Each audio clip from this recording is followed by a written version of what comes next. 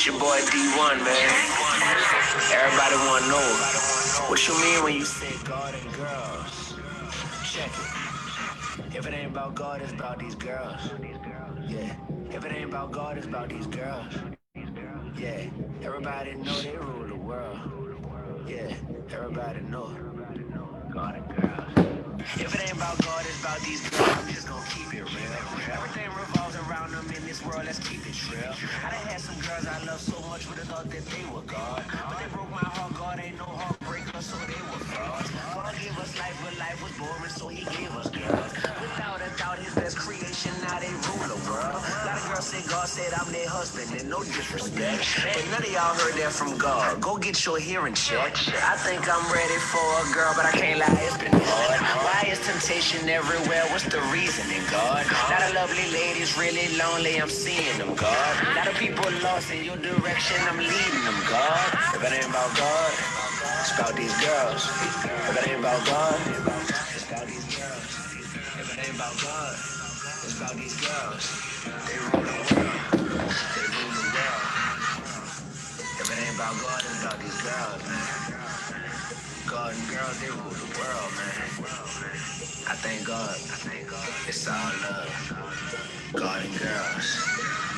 My grandpa was deep inside the streets, yeah, I done heard the story.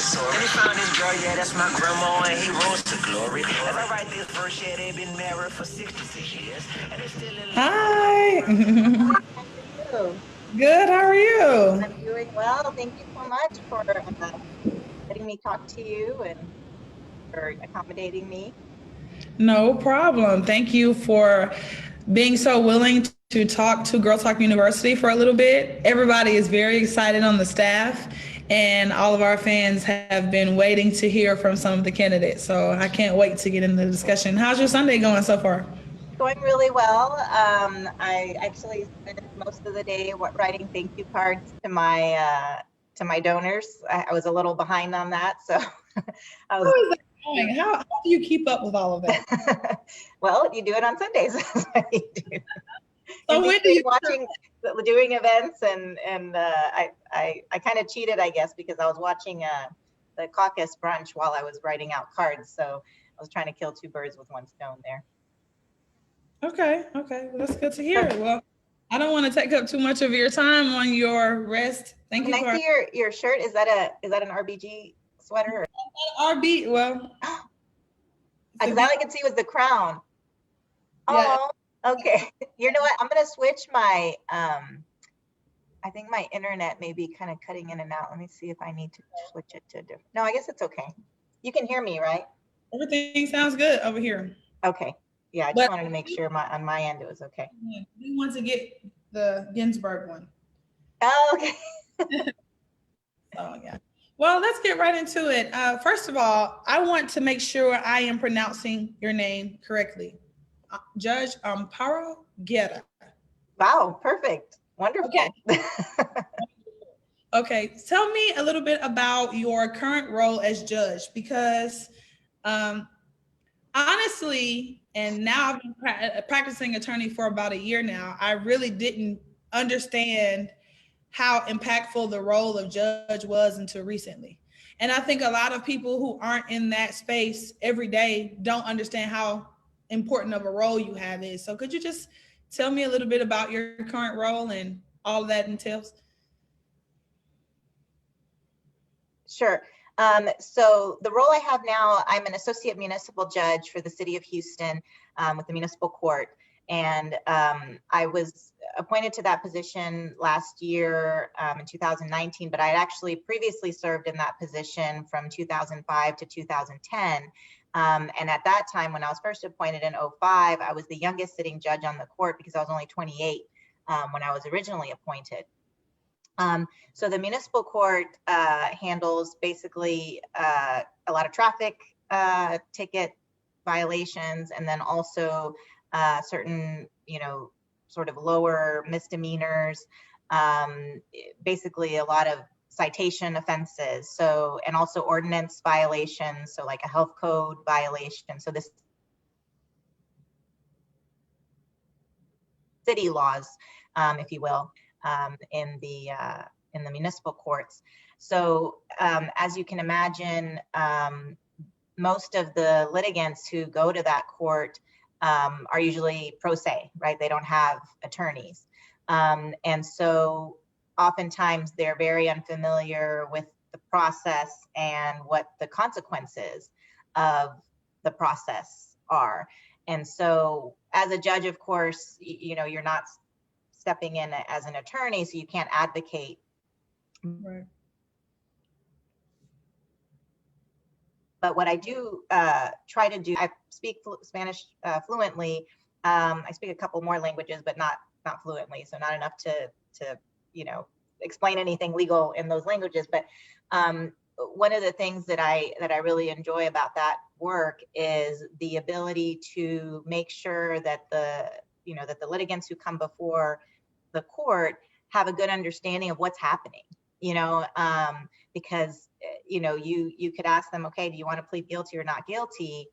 And you just want to make sure they understand that, and that's their constitutional right to understand the consequences of what that means, and what the ramifications can be. For example, if you get a moving violation on your record, that could affect your insurance, or the fines that may come from that. So because of that, I like that I'm able to deal one-on-one with the community, in different courts. For example, so I'm running for the Court of Appeals, which is very sort of, I don't want to say disconnected, but obviously you're not in the trial, and so it's a different vantage point.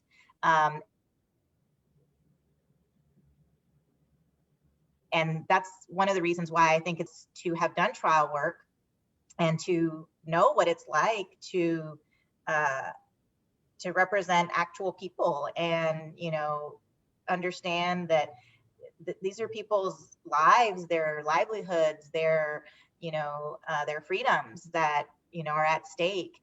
And so I think if you only work in an office all day every day and not have that kind of connection, then I don't think you're going to be the best judge in a court of appeals even. It sounds like when I used to be a teacher, a lot of teachers would be upset about the principals and the district leaders for the decisions they were making, because either the district leaders had never been in the classroom, or the principals were so far removed from being in the classroom that they were just out of touch. So that resonates with me. If you are selected as the justice for the first Court of Appeals, you'll have that experience to glean from and kind of lead your work. So that's, I think, a very, very good analogy. Yes, being out of touch is something that I never want to be. And I think if I can kind of take that a little bit farther. So right now we don't have any African American or Hispanic justices on our courts of appeals. We have 18 justices that cover, this Houston Courts of Appeals that cover 10 counties, the most diverse area in the country. And our courts, they don't look like the community that we live in. And so I think that's an issue as well. And it's not just diversity for diversity's sake, right? It doesn't, me being Latina or someone else being African American, that doesn't necessarily mean they'll be, better or, make decisions that better serve that community. It's the whole picture, right? The whole package. And to me, it can be another thing that could work in your favor. Yeah, and I think that, as you said, it doesn't mean that you're going to be better just because of the color of your skin or your gender, but you do have a different vantage point. I mean, I'm pretty sure that you and I have had markedly different experiences from someone else from a different city or a different town or a different skin tone. So it's important. And I didn't know that in all of the Court of Appeals, there's no one that looks like me. That's a problem, right? But I think another problem is the process. A lot of people don't even understand what the Court of Appeals means. They don't understand the process. And I want to ask you, where do we go wrong? Because I'm just learning it through my practicing as an attorney, but had I not gone into this work, I would have never known about it and probably never sought out the information. So, do we fail kids in school? Where do we go wrong? I believe that that's probably the best way to explain it. I know that okay, so I'm one person, right? And I'm doing everything I can to do this outreach and speak to people like you and as many people as will listen. And every time I get the opportunity to go speak to kids in schools, obviously we're a lot more limited nowadays, but I'd always take it, because I think that the more we know, the more empowered we are, the better we are to, deal with issues. And so you're exactly right that yes, even practicing attorneys don't know who our courts of appeals justices are. And, that's an issue. And so if we don't even know, how do we expect, lay people to know that? So again, part of what I do in my campaigning is to bring awareness, not just for myself, right? Obviously it benefits me because I'm running, but just to bring awareness to people of what these courts of appeals do. So if I may speak to, your audience as far as what the courts of appeals do, I always tell people it's the most important court that you've never heard of. And so it's a court of, here it's 10 county jurisdiction, millions and millions of people. And it's the court that decides if you go to prison for the rest of your life, if you get to keep your kids, if you're in a custody battle or in an accident. I mean, those are just some of the examples of the things that affect people on an everyday level that I don't think they understand. And as I'm sure you know, as an attorney, the courts of appeals, our intermediate courts, are courts of general jurisdiction. So they hear all, criminal and civil cases. The only thing they don't hear are death penalty cases, which go immediately from the trial court up to the Court of Criminal Appeals. So otherwise they hear everything. And as you also probably know, with all due respect to our high courts, the Texas Supreme Court and the Court of Criminal Appeals, those courts choose which cases they take, right? So the cases that get appealed from the intermediate courts, they can say, that one isn't important enough, let's say, to the jurisprudence of the state. That's kind of the standard, that we're not going to take it. So a lot of times the intermediate court of appeals is the last word on many issues, and which is another reason why it's such, to me, it really is one of our most important, tribunals that we have for redressing wrongs and, and dealing with justice. Yeah, wow, that's some perspective. And I'll say, as I will keep saying, I'm really new to the profession and the practice, and I hear from a lot of my clients that they feel wronged by the system, or they feel wrong, like the system doesn't work for them. And I think it's really just a matter of awareness that they don't understand how to navigate the process. So thank you for educating me. Thank you for educating all of the followers of Girl Talk U, which brings me to my next question about you and being a former girl, being a woman now. What gave you the confidence or the strength to even get here, to be a municipal? How did you even, build up the strength to do that? Because this field is still male dominated, and I just want to hear from you for a bit about how you navigated that. Well, and I have to say that I was very privileged in terms of, my mom was a lawyer. She was the first Latina to serve on a court of appeals in the state of Texas. So I definitely had someone in my own home very close to me who was obviously a tremendous role model. But, obviously she didn't take my test for me. She didn't, you still have to go through and navigate that whole process yourself. But it definitely gave me perspective on the fact that you can do this. It's possible, right? So starting from there, and actually growing up, I never thought I would be a lawyer. I always thought I'd be a doctor. And then I hear a lot of that. So the blood or something like that, and they're like, no. Yeah. Well, I had done some volunteer work on the Texas-Mexico border, and it was to do medical services for people in very impoverished areas. And it's something that we don't even realize is so close to us here in Houston, that there are people who literally have no running water, no electricity on both sides of the border. These are, deeply impoverished areas. And so I was down there to volunteer and to disseminate information about proper prenatal care, and also to deliver, some basic health services. But it was just it was striking to me, and sorry, I'm going off on a tangent now, but this kind of explains to you sort of where I'm coming from, is that I had gotten a full scholarship to go to a boarding school on the East Coast in Rhode Island. And the people that I went to school with were very wealthy. A lot of them were literally trust fund kids that had millions of dollars waiting for them, just, you know, turning the age of 18 or 21 or whatever. And so that was happening at the same time that I was doing this volunteer work, where I, you know, went back to Brownsville for the summer. And it was just so striking to me, you know, the disparity between super wealth, you know, born with it wealth, and extreme poverty. And so that kind of really informs how I see social justice issues, how I think about people, how I think about sometimes, you know, some of us are the victims of circumstance, right? And so that really had a profound impact on me, and kind of really what really planted the seed about going to law school at all. Like I said, ostensibly, I was doing that because it was in furtherance of me thinking I was going to go into the medical profession, right?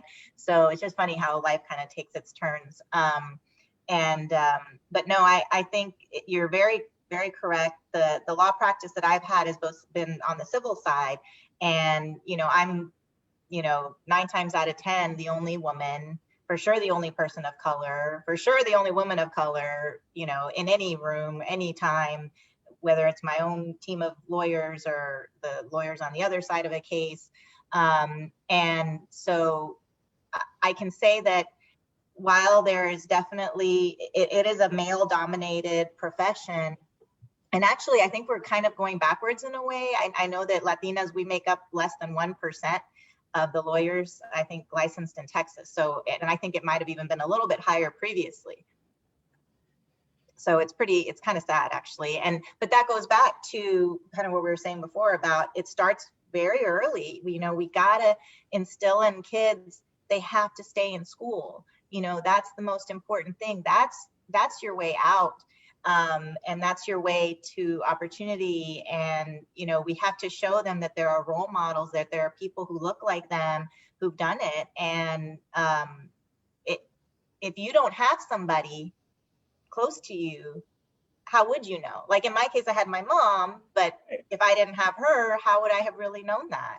So I try to pay it forward as much as I can and talk to people, like I said, as much as I can. If I have an opportunity to talk to an audience like yours, I take it so that I can help spread, you know, knowledge and hopefully, you know, maybe inspire somebody along the way. But yeah, we can do anything. I mean, but education is key. Education and hard work are key no matter what.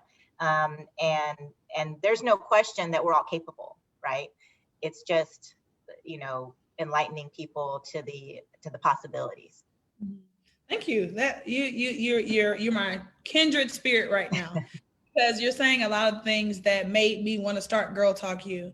I would hear a lot of older women talk about younger women and how they didn't like what they saw, how they didn't like what they heard. And I'm like, well, how are you going to change it if you don't actually talk to these girls or these teenagers to inform them of how it should be going?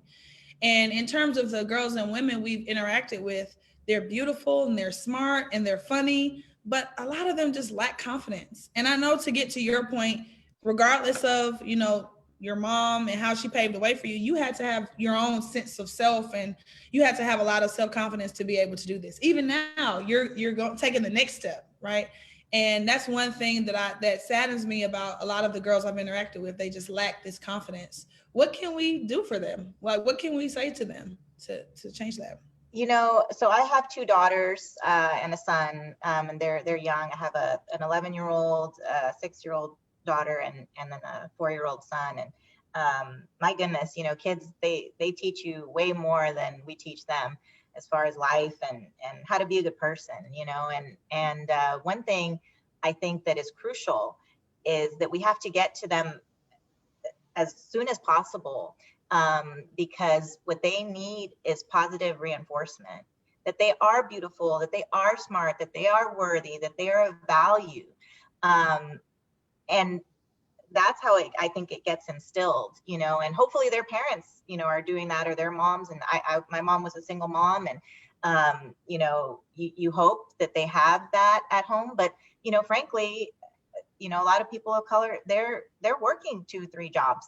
I mean, and they don't, and I'm not saying that they're not good parents or that, you know, but it definitely puts a strain, you know, on your abilities to, you know, I mean, you're worried about getting food on the table and keeping clothes on someone's back and putting a roof over someone's head. And I mean, you know, hopefully you don't work, you know, a night shift, or you don't, you know, that you can spend that time with your kids. And I mean, it's hard for me too. And I, you know, I work a day job, and, you know, I try to spend time with my kids, but yeah, I think we have to, it's literally just showing them, and also giving them opportunities and praising them when they achieve, right? Right. And so I think it's all of that, but yeah, it's definitely something that, man, I wish that we could, I love what you're doing. I love, you know, that you're taking it on, you know, yourself to do this, because this is our investment in our future, right? And my goodness,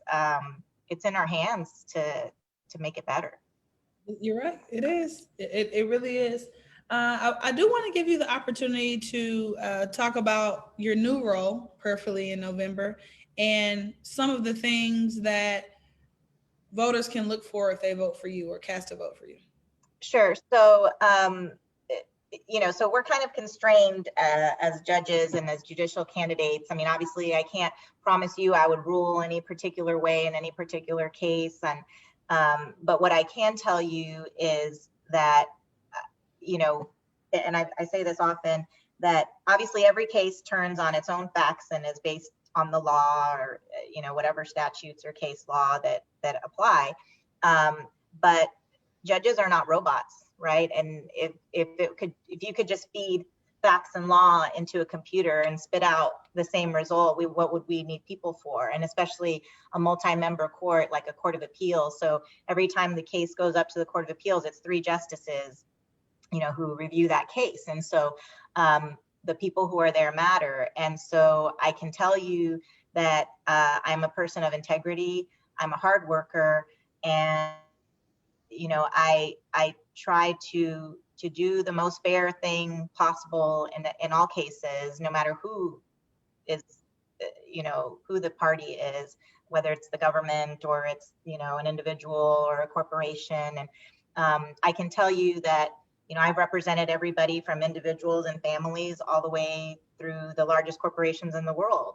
And so I feel like I'm going to have a good background to take from to kind of apply the law. But I can also tell you, like I said, based on my history and my feelings about social justice, and, you know, we can't help, but because we're people, we can't help but have our backgrounds, our education inform what we do in our profession, right? And so again, if it didn't matter, then we wouldn't have judges. And so what I can tell you is that I'm there to be a judge for all people, not any particular group, not any particular interests, and that it is, I've already demonstrated judicial temperament on the bench.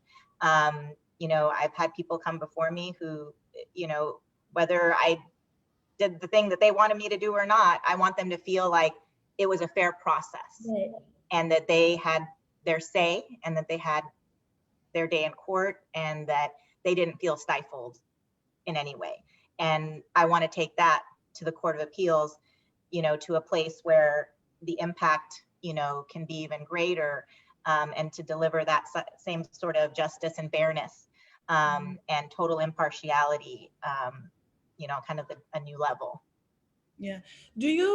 I heard you talk about temperament, and this is probably personal advice for me as opposed to girl talk to you. How do you keep your cool? You know, when you get a set of facts or you get some circumstances and you're like, this is just wrong, you know, or you just feel so, I don't know, angry about a certain set of circumstances. How do you, you know, keep your temperament and try to remain fair, because you want the parties to know that you're following the judicial process and you're not being partial? This for me, and I mean, I'm not a judge, right? But when I hear something, I'm like, this is wrong, you know, and I just get really upset and hype. How do you, you know, keep your composure, I'd say?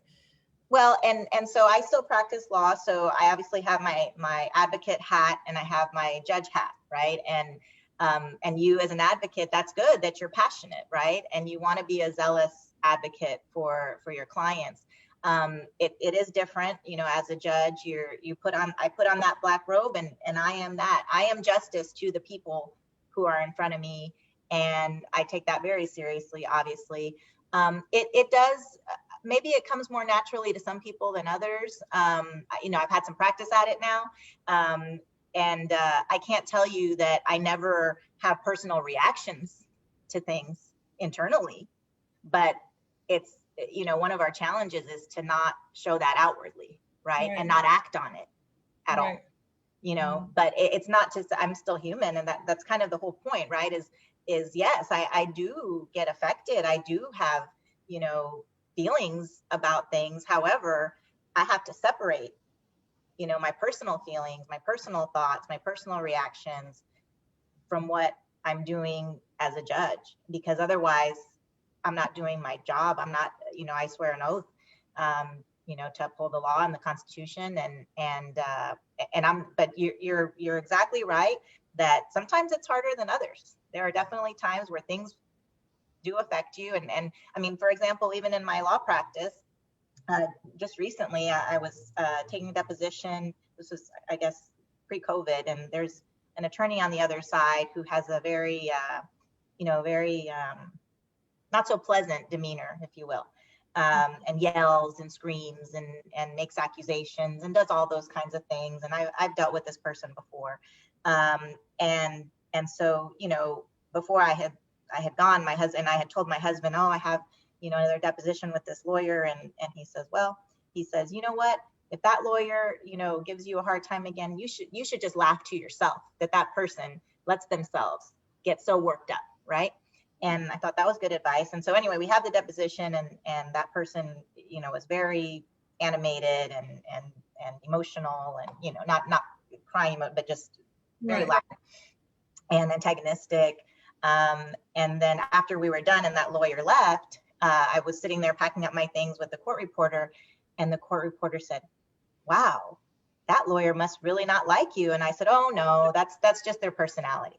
And the court reporter says, well, she says, the next time that somebody, you know, tries to get under my skin, I'm going to remember you and how cool and calm you were in the face of literally someone screaming in your face. And I thought that was the greatest compliment that I could ever get, because that's what we want.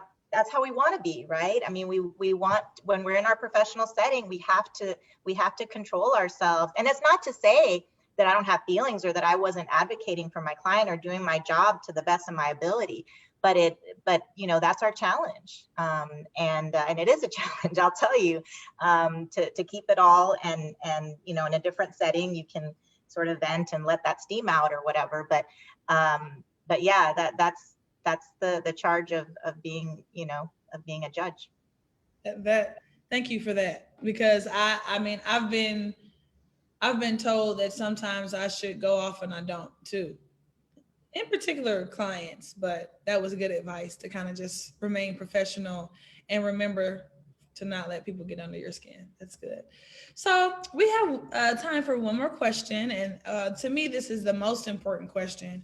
You have 3 minutes to just tell young girls or women out there what you want them to know. If it's about you, if it's about your platform, or if it's just on a personal level, some advice you could give them, please take it away. Oh, well, oh my gosh, thank you. That's so generous. Well, to all the women and young women and girls, I want to say, again, you're worth it. You're valuable.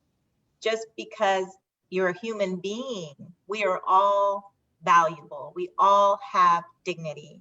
And it is not for anyone, any person, to take that away from you. That is something that, you know, if I may say, is God-given, and only God can take that away. And so I hope that people in your lives are telling you these things. And if they're not, I'm here to tell you, you are worth it. And we can do anything that anybody else can do. It's It may be that we have to overcome different obstacles than other people do. But you know what? This whole process of being, you know, in quarantine and COVID, I have to tell myself over and over again that if this doesn't teach us resilience, you know, I don't know what will. And it's like everything that we go through truly does teach us and make us stronger if we allow it. We can take the other route and we can let it tear us down, and we can let it stop us. But that's our choice. At the end of the day, we all have control over our own actions, and we don't have so much control over our feelings. Like I said earlier, that's hard. I can't control how I may feel about something in a moment, but I can control how I outwardly react to something. And self-control is something that we all need. And that will help us be successful in life. It doesn't mean you don't feel. It doesn't mean that you don't, you know, right wrongs that are done, because that there needs to be that as well.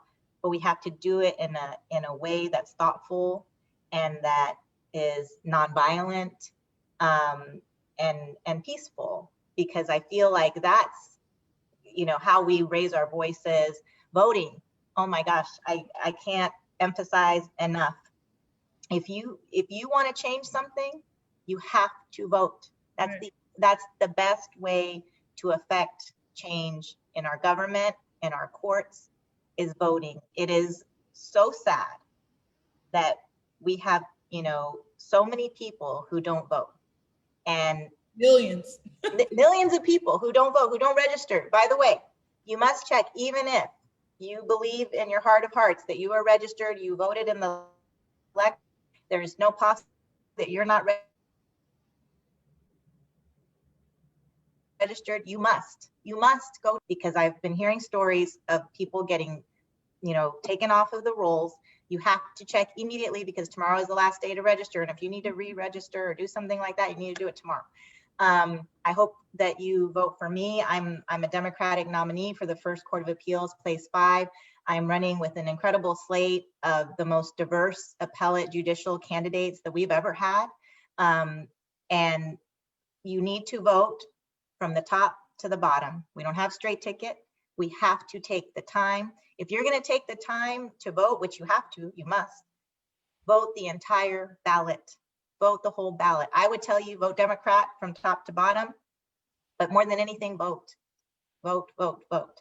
As I mentioned, I'm a mom. I'm a full-time practicing lawyer. I have a job as a municipal court judge as my part-time job. So I tell people, you know, I have, you know, 3 kids, 2 jobs, and an amazing husband who helps me keep it all together. And that's the glue.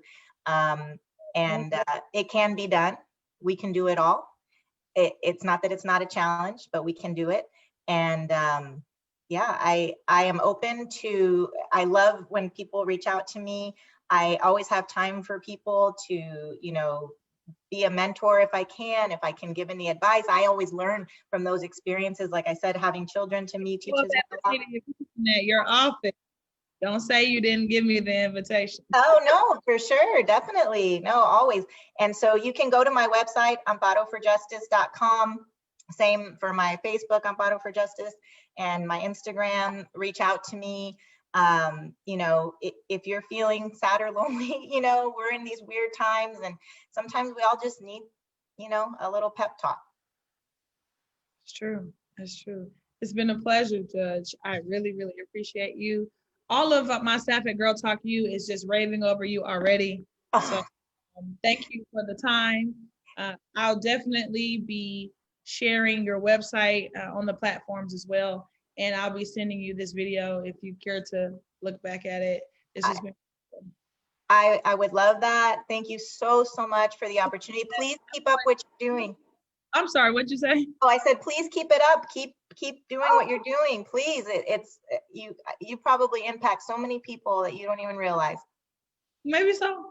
So a month from now, hopefully I can, Girl Talk can get you a shirt or some dinner or something, because you'll win what you're running for, and we'll get you a congratulatory gift. Oh my gosh. Well, I don't need anything. The greatest gift is voting. You know, so please vote, vote. I can't emphasize enough. Again, thank you so much for the service that you're providing. It's so lovely to speak to you and to meet you, and I very much look forward to receiving the video and also keeping up with everything you're doing. So thank you. Thank you. I will talk to you soon, Judge. Thank you. Take care. Bye-bye.